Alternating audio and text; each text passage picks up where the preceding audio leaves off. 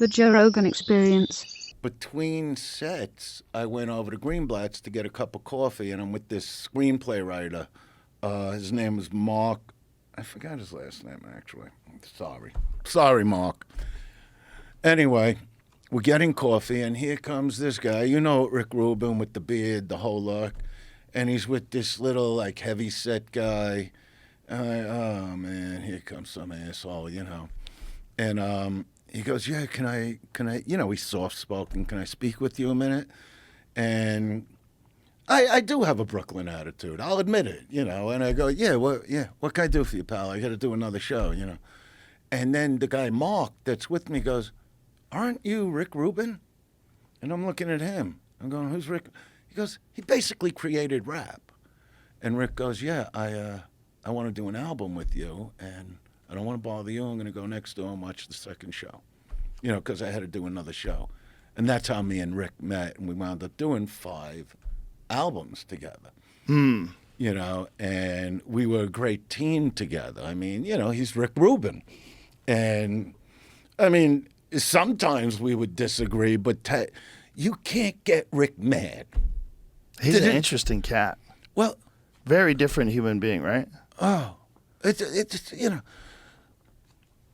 I said to Rick one time, you know, when Dice Rules, that where I do Grease Lightning, that was Dice Rules, the album, okay, besides the movie. And I go, did they, I was at Westwood One Radio, something like that. And on the way back, you know, I say to Rick, I go, did they put up all the posters like you said they were going to do? You know, and he goes, I suppose. And I'm looking at him. I go, you're the boss. Don't you know? He goes, well, I told him to put it up.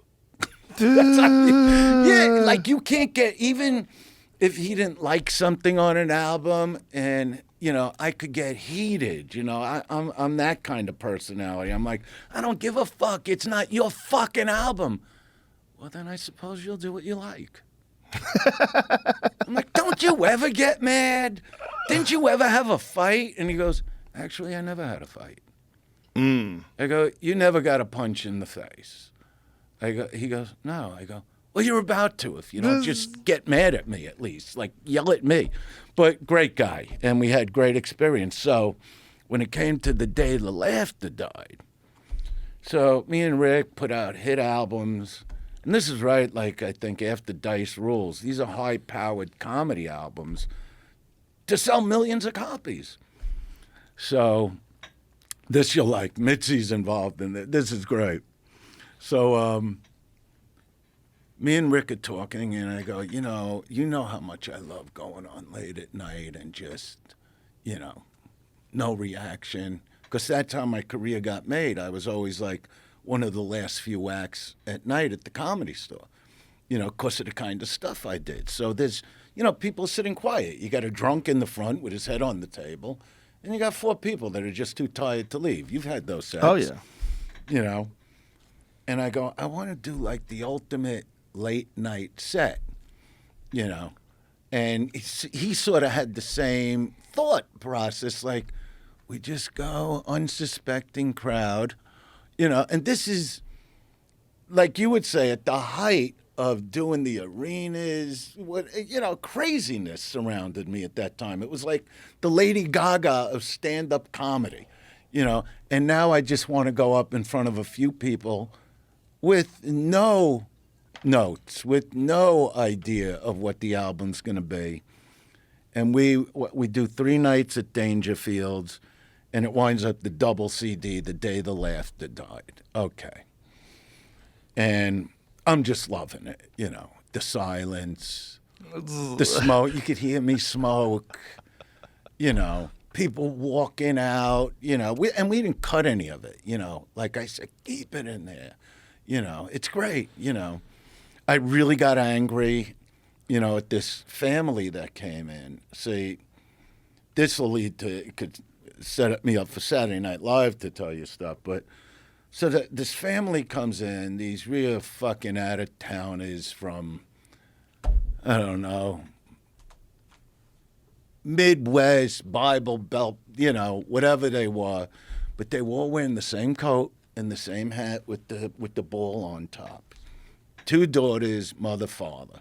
And they're sitting in the front, and the more I got into them, the more the father laughed. And I got angry at that because I'm going, this guy, I would imagine in my mind that this guy really looks to fuck around with his daughters. They were old enough, you know. They were like, I don't remember the ages, but I don't know, young 20s, late teens. And I'm going, why is this motherfucker laughing when I'm doing this instead of going, like, cut it out? Because I know if I was sitting there with my 2 daughters and some comic, some asshole on stage is going, so you like to have her on your lap or whatever I said on the album, you know, I'd look at the guy and go, walk away from me and my family, or there's a problem. You know, that's how I would get. This guy's laughing, and I'm angry about it. You know, so the more he would laugh, the more I would go after this motherfucker. But there's also no laughs. That's the part I did enjoy. The actual silence of the room, or somebody walking out and yelling. What's that? There's a famous one line on that. Where, You're about as funny as a glass of milk. you know the album better than me, which is ridiculous. Why would you not? That's it. I love that album.